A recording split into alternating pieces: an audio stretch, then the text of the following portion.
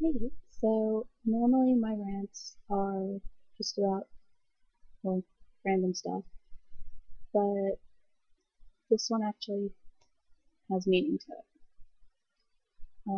I kind of look like crap because I just woke up a little bit ago, but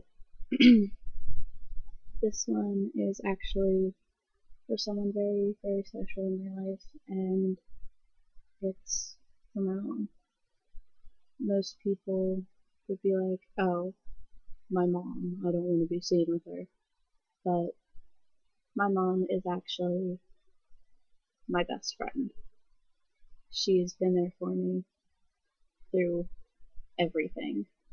She's been the one person who I could go to for everything. Ever since I was little, she's been my hero. And I'm going to share some of our random and awkward moments. I mean, yesterday we were in the grocery store together and we had to get out before my sister ended up getting home from school, and she looked over at the Swedish fish in the Easter section and she's like, "Oh my god, Brittany, look, look, look!" Because on the box it was like a little Swedish fish and it had bunny ears. And she thought that like the Swedish fish actually had bunny ears. She got all excited and she took a picture of it and sent it to my little sister, who's a freshman in high school. And I'm like, oh, okay then. And it's just one of those things that you kind of just have to be there for. But then we were in the car and she was still texting my sister saying that I was the reason that she didn't get them, which wasn't true at all. And she said something about like strippers wearing fuzzy ears or something, and asked if they were fuzzy, and I was like, wait, the girls? And she's like, no, the ears! And I was like, oh. And then everything kind of got quiet. But yeah, the conversations that my mom and I have can get kind of awkward and disturbing, but they're pretty entertaining. And she's always been my best friend, and she's always been there for me. And my dad was abusive and all that shit from the time I was 2 to 13. And as soon as I ended up coming forward and I told my mom, she was obviously in tears and she kicked him out and she did everything that she could to make things better for me and for my little sister.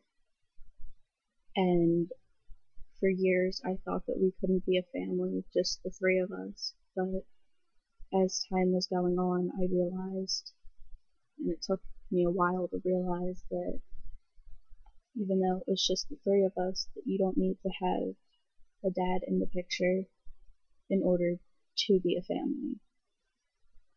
And like I can go to my mom about anything. Like I've had friends come to me thinking that they were pregnant, and I talked to my mom about it, and she went out of her way to get pregnancy tests for my friends. She's taken my friends to Planned Parenthood for like to get tested to see if they were pregnant. And she doesn't judge because she knows that their parents won't do it, and she doesn't want like their parents to get like pissed at them and everything. And it's just the open communication and everything that I have with her. And I've got some friends that have my mom's number, my sister's friends who have my mom's number, who will end up going to her and talking to her if they need someone to talk to. And like right now, my heart is just like racing. And I've made, like, I've lied to my mom in the past, and it was one of, like, it was just one of the biggest mistakes ever, because I just was being a stupid teenager, and I completely fucked over the trust that I had with her. But we ended up getting past that, and there's some kids out there who will be like, oh my god, I fucking hate my parents, I hate my mom, I hate my mom, I wish she was dead. It's like, seriously? You'll have friends in your lives, but do you really think that they're gonna end up being by your side until the day you die? No. Your mom will. Your dad? Maybe. I mean, you just hear stories about how dads, like, beat their kids and everything, and I'm not gonna lie, there's moms who do that too. Like, if you read the book A Child Called It, I cried like a baby during that book. I'm not gonna lie, I read that book several times, and I read it the other day, and I still cry like a baby. But not all moms are like that. And if you have, like, if you still do talk to your mom, and if you still do have that open communication with her, then keep that communication going. And if you love your mom, don't give that up for anything. I mean, in all honesty, there's days that my mom and I will just sit on the couch. I'll have wow. I'll have my head, like, on a, like, her leg will be here, my head will be resting on a pillow right here, and we'll just lay on the couch for hours just watching TV or watching movies or something. And if we're watching TV, it's normally like crime shows or the Flyers game. And she'll just be like scratching my back, and I'll just fall asleep. And that's how we bond. And it's just something that I would not trade for the world, because it's something that you don't want to trade, because when they're gone, you want to at least have those positive memories. Because just think of it this way, when they're gone, if the last thing that you have of them is getting into a fight, and the last thing that you say to them is I hate you, that's going to be on your conscience for the rest of your life. And that'll be the one thing that you'll wish that you could take back. But before my mom goes to bed every night, besides her asking if I took my medicine, she'll end up saying good night, sweet dreams, and I love you. Every night. Even if we get into the slightest little argument, she'll always say I love you.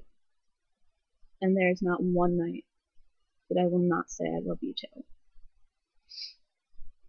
And I mean, most of you guys are probably thinking, like, why do I want to listen to this? You know, I don't care. Because I have a lot of friends who are constantly saying, oh my god, I fucking hate my mom, I hate my mom. And you know what?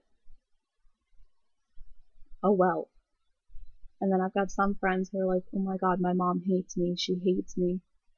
No, she doesn't. I mean, I've got one friend who said that her mom hated her since she was born.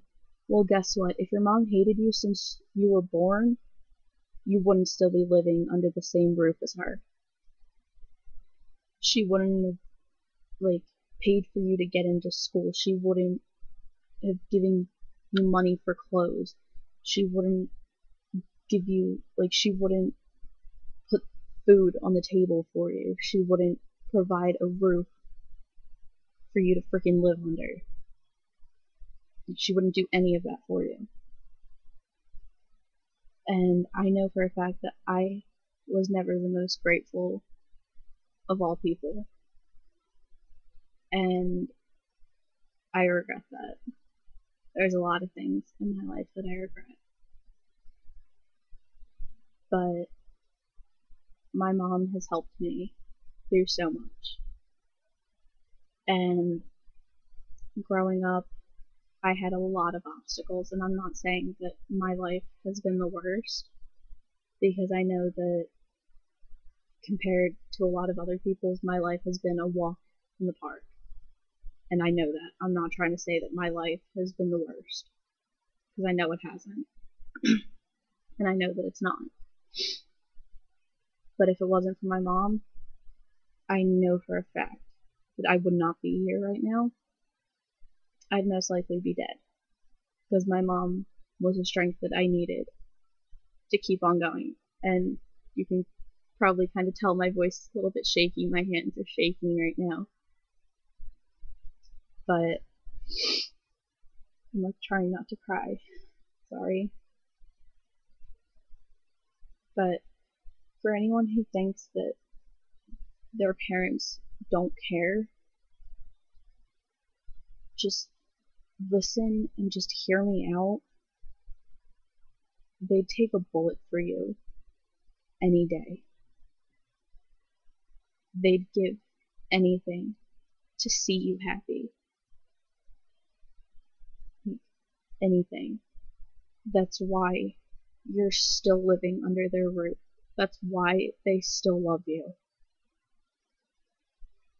And if they didn't still care, they would have just said adios. I actually forgot how to say goodbye, so I just said adios. My bad. But I mean,